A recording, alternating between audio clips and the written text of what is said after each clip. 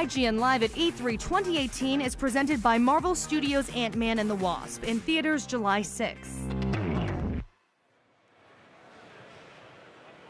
Welcome back to IGN Live at E3 2018. I'm Alana, and I'm joined by Lee, who's the game director on F1 2018. Lee, what's new this year? So this year, probably the big headline, so to speak, is that we want the player to make headlines. And that's very much what we're doing here, which is, you're interviewing me, we're talking about the game. In the game, we've got a new character who's going to interview the player. And whatever you get asked and whatever you respond will feed very heavily into the new career systems that we've implemented in the game. How is it going to work? I think this sounds really, really cool, but how is it? Is it going to be dialogue options? Yeah, so basically you'll get a number of options on screen that you'll select using the D-pad. You'll maybe get a maximum of 4 choices, but as you progress through your career, we'll open up some of the options you can refer to as well. So we're basing it very much on the character of the player.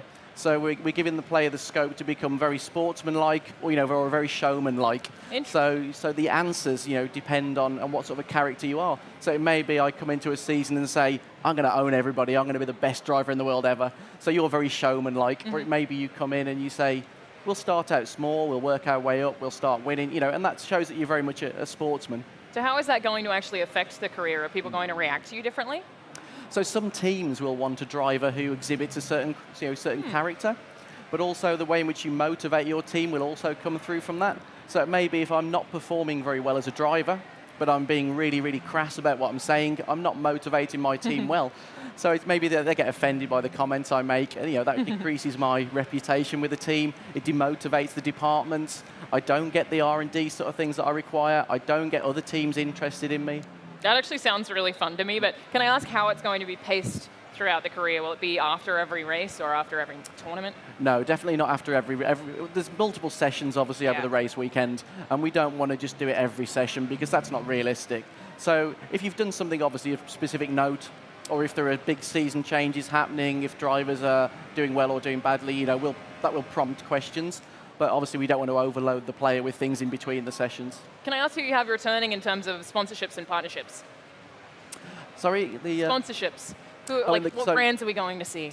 So the way in which we're doing this in the game is obviously we've got all of the official sponsors and brands that come with Formula One. But for the contract itself, you have a value yourself as a player.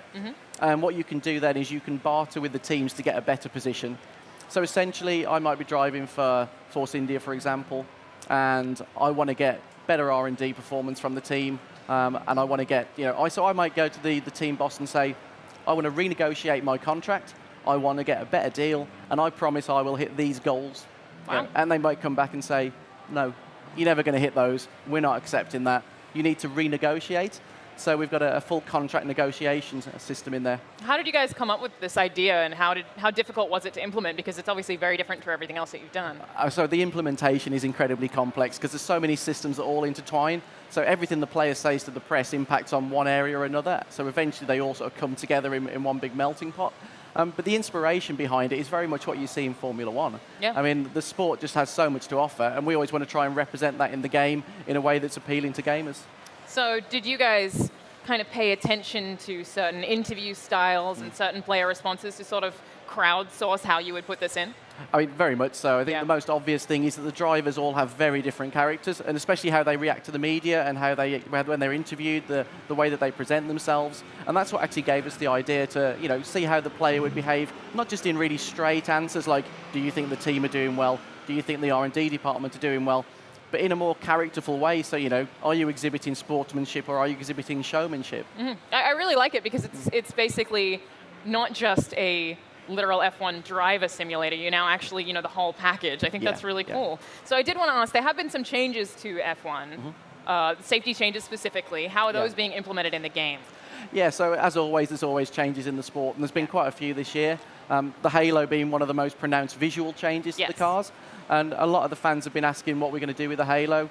So what we've actually done is the halo's present on all of the cars. We represent the sport correctly. That's part of the sport. It's one of the big additions this year.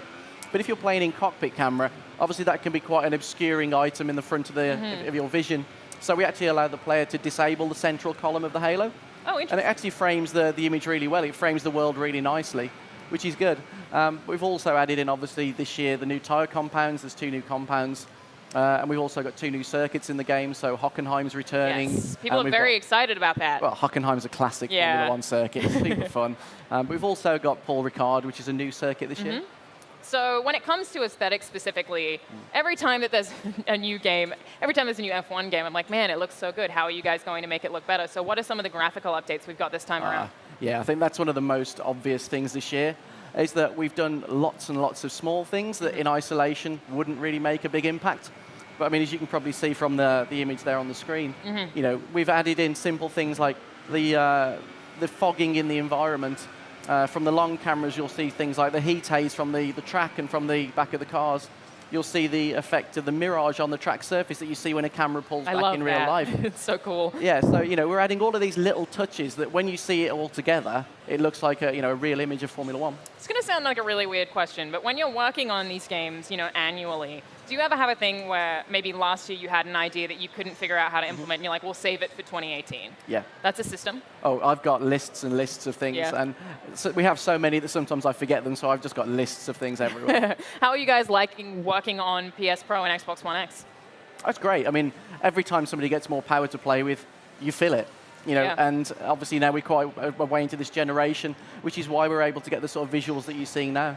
Are there any things that you really wanted to put in the game that you maybe couldn't, that you are willing to talk about? There's always things. I mean, that's why we can always build on the franchise and we can always improve the game year on year, because we're never short of ideas. So in terms of handling, physics is so important. What's new this year? Yeah, so we always push it every year, always come up with something different. So probably the big changes this year is we've added the ERS management for the driver. So obviously in the real sport, they manage the deployment of their battery levels, so the amount of power that they get from the batteries. And we've added that for the player. So there's an auto mode for players who don't want the complexity, but then there's obviously the 5 modes that a more skilled driver can play with. We've also continued to work on the tyre model and the suspension. So suspension-wise, we're running at a higher refresh rate now, so that runs at 1,000 hertz. So when you hit the curbs, you really feel the impact of the car hitting the curb. Yeah. We've also worked on the bump stops, which may sound like a really strange thing to talk about. But the bump stop in suspension's a key component, so we've remodeled how they work. And then we've gone as far as taking the tyre temperature. So instead of it just being the exterior temperature, it's actually the carcass temperature, which can actually, over a long period of time, increase and decrease.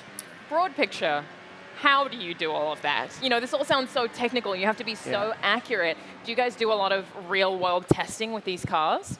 So we have to get really good access to the drivers, and we've got a great relationship with Formula 1. So some of their technical guys have been into the studio in the last sort of few months, and we've gained loads of great insight, in particular into how suspension on a Formula 1 car works, how the loads work based on the aero, and that's really helped us to build what we've got this year. So I have to ask, classic cars, what are we getting? So the ones that we had last year are all returning to the game this year. And post E3, we will talk about the new ones that we're adding to the game. Nothing yet. Well, are there any more new additions that we're going to see that you can talk about? So I think new additions outside of that as well. We've also got the super license for the online play. So we're always going to try and clean up the online gameplay. And obviously, it's a very challenging game. And you want people match-made against drivers of similar caliber. So we're adding what we term in the super license, which rates the driver based on their driver skill. And also their sort of driver etiquette. And then we'll use an ELO-based matchmaking system to match drivers against racers of similar skill levels. How complicated is that system? It's too complicated for me to understand. Someone much smarter is at home working on that. I said, this is what we'd like, please. And the intelligent people went off and coded it. So what else are you guys doing to kind of foster the competitive community? So we've obviously got our esports championship into its second season now. So last year, that was incredible. Absolutely. I was honestly kind of shocked by just how engaged everyone was as that was going down. Yeah, I mean, first season we had, that was enormous. And this year we've gone bigger already. So we've already had 4 qualifying rounds. We've now got the pool of drivers who are going to go through to the pro draft. And they'll be selected by the teams who are entering the championship. Can I ask what your kind of long-term goals are, or just, I guess, even short-term? What are you trying to get out of that competitive scene? I think everybody's trying to get something out of it, slightly different maybe. I mean, obviously we want great people playing the game. We want more exposure of the game. We want people to get more competitive and enjoy what they're doing. For the sport, it actually broadens the audience brilliantly because gamers are obviously a little bit younger than maybe some of the existing Formula 1 fans. But ultimately, it's a great spectacle. it's just as much fun to watch real Formula One as it is to watch our virtual races. Yeah. I mean, we've even built our own broadcast suite in the studio so that we can actually run the races in the evening, and we've appointed a guy who actually handles all of that. I don't know if you'll be able to answer this, but this is kind of an interesting jumping off point. Have you found that there have been people who have been fans of the game series who've then gotten into F1? Oh yeah, definitely. It's really cool. In fact, we've often found that really heavily internally.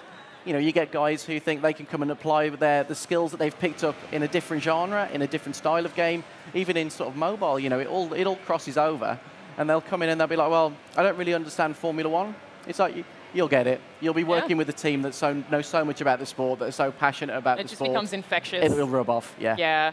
So I wanted to ask, we've been talking a little bit about the competitive scene, but for people who've never played an F1 game before, what do you have to assure those players that it won't be too complicated, that it's not too simulation heavy, and what's the kind of barrier to entry for those people? So I think probably one of the most interesting things I've had relayed to me just today at the show itself is that people are saying the game is more accessible and easier to play. And I think part of that is the fact that the car handles so naturally, it does what you expect it to do, and therefore it makes it easier to relate to. But it scales incredibly well as well. So, at the easy end of the scale, the game can apply the brakes for you. We've got traction control, ABS. And then at the hardcore end of the scale, there's no hand-holding at all. Yeah. Incredibly difficult. Also, you've got things to worry about, like the fuel weights.